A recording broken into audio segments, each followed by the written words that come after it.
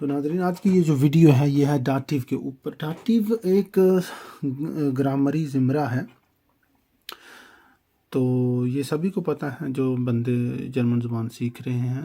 ڈاٹیو جو ہے اس کے متعلق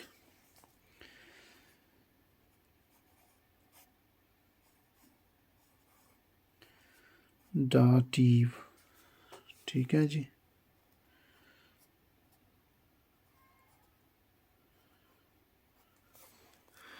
تو یہ جرمن زبان میں ایک بہت ہی مشہور کیس کہہ لیں، صورتحال کہہ لیں ہے۔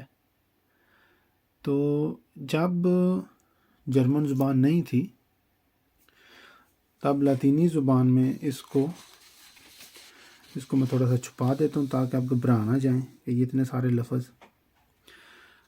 تو لاطینی زبان میں ڈاٹیو کو ڈاٹیوس، کچھ لوگوں کا ماننا ہے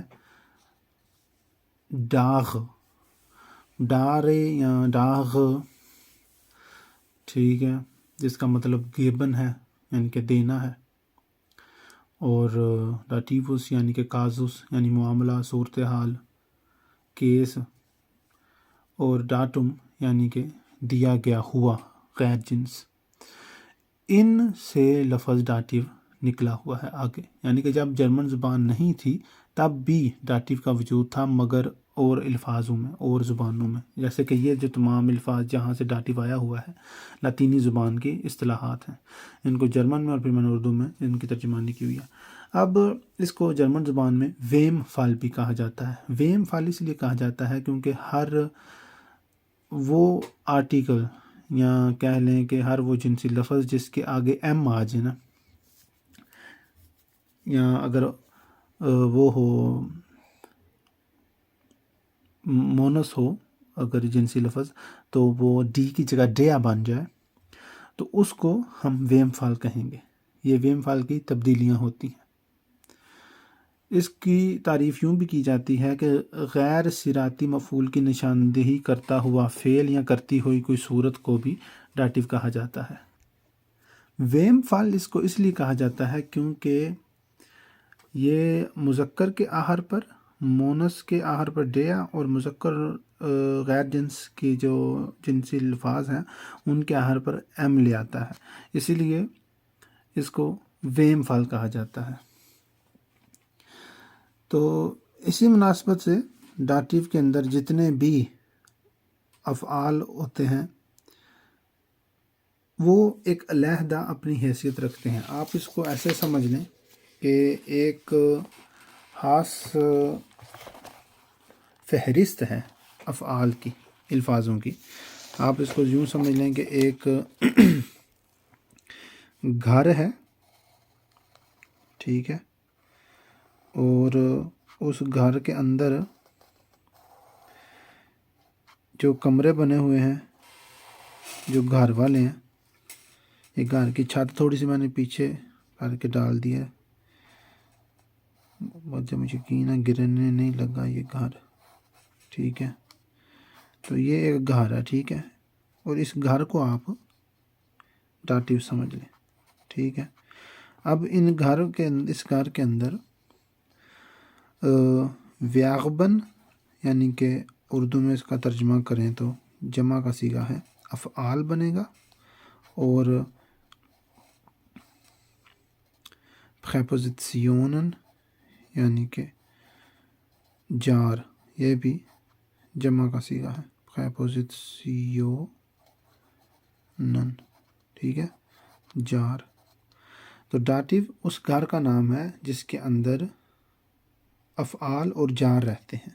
میں نے اوپر عرض کیا کہ یہ ایک زمرہ ہے، گرامری زمرہ ہے ڈاٹیو جو ہے نا، لیکن پھر مجھے لگا کہ شاید کچھ لوگوں کے لیے زمرہ جو ہے انگلش کا لفظ جس کو انگلش میں کیٹیگوری کہتے ہیں اور جرمن میں کیٹیگوری کہتے ہیں، سمجھنا تھوڑا مشکل ہو، اس لیے میں نے یہ گھر کی تشبیہ دی ہے، ٹھیک ہے۔ تو اب وہ خاص جار ہے جو آپ کہیں سے بھی انٹرنیٹ میں اگر گوگل پہ لکھیں کہ پریپوزیشن لسٹ ڈی ان ڈاٹیو فالن، یا پھر آپ ایسے لکھ سکتے ہیں ڈاٹیو پریپوزیشن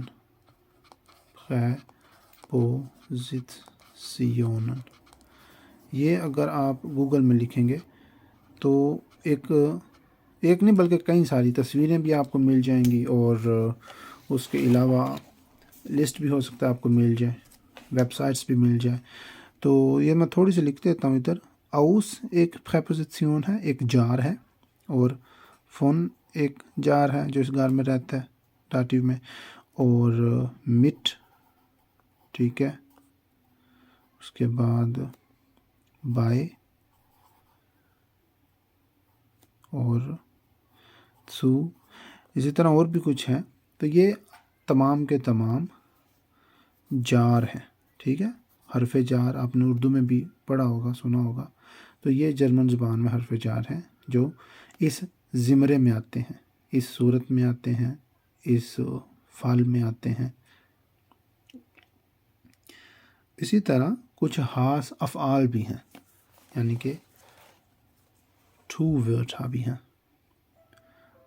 آپ ان میں سمجھ سکتے ہیں گیبن،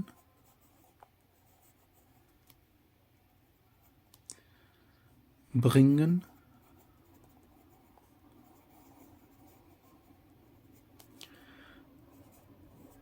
شینکن،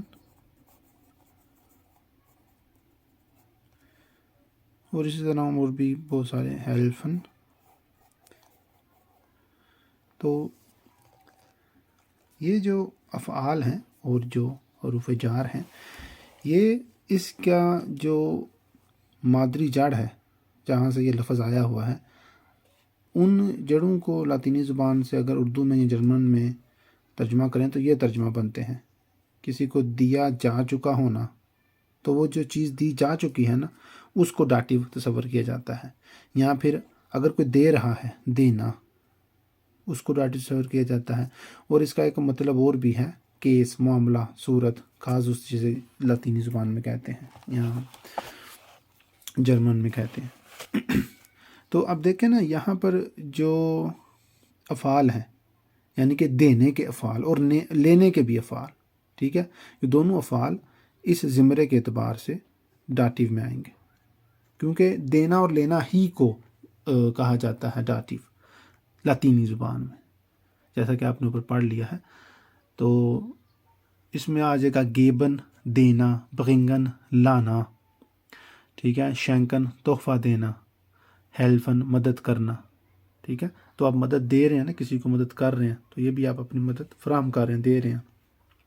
شکن، بھیجنا، لائن، قرض لینا۔ تو اس طرح بہت سارے الفاظ ہیں، جب آپ لکھیں گے داتیو ویابن گوگل میں تو آپ اس کی پوری فہرست دیکھ سکتے ہیں، ٹھیک ہے، داتیو ویابن۔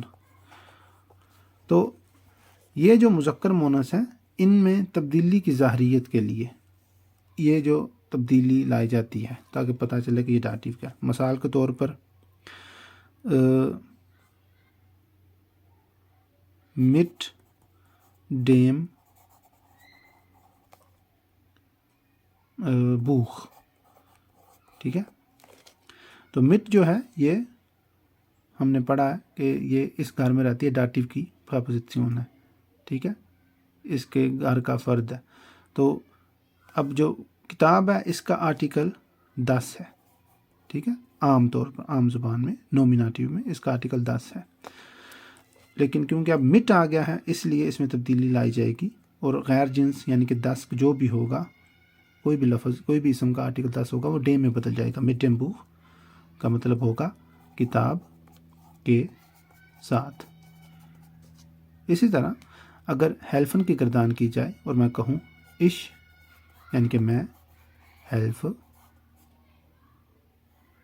اول متکلم واحد، ڈی تمہاری، میں تمہاری مدد کرتا ہوں یا کر رہا ہوں، دونوں درست ہے، کرتا ہوں بھی درست ہے اور کر رہا بھی درست ہے، ٹھیک ہے۔